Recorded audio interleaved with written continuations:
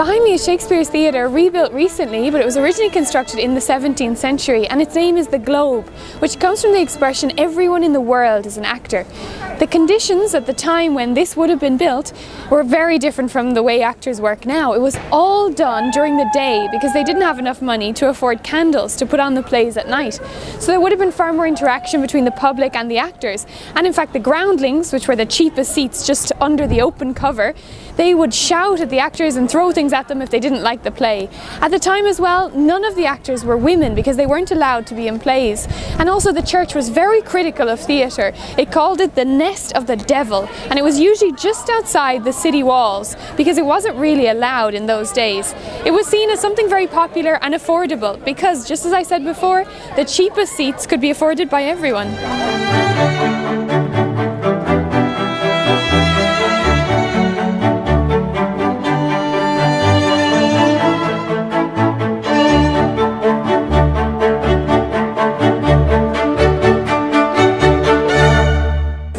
So this is where the groundlings stand, and to come here it's only £5 to see a play, and they say it's one of the best places, even though if it rains umbrellas aren't allowed, so you're going to get wet.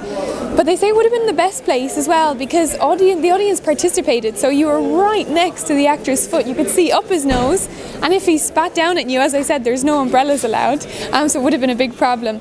But there's great participation because the audience can see you, the actors, everybody's involved in the play, which makes kind of a difference from the typical West End play where everybody's in the dark. Here, you felt like you were really part of it.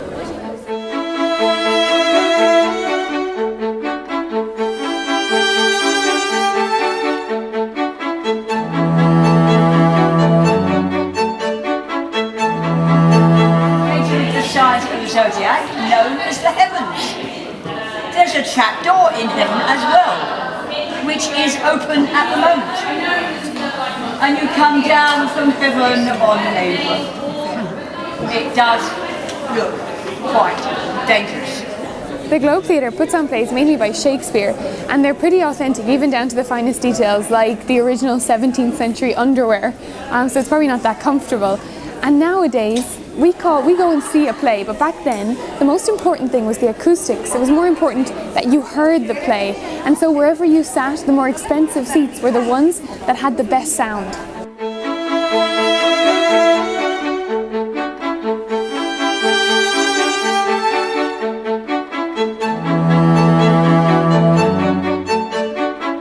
The stage represents three different elements. The top with the zodiac signs, it's painted blue, represents heaven or the sky. There's even a trapdoor you can come down from.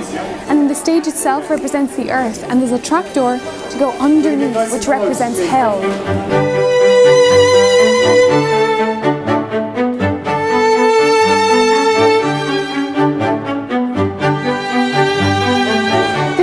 Shape kind of increases the sense of participation.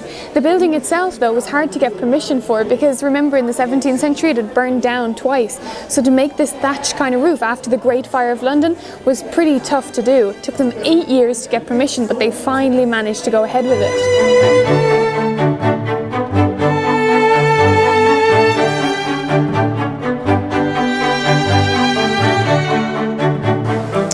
Shall I compare thee to a summer's day? Not if it's a summer's day in London.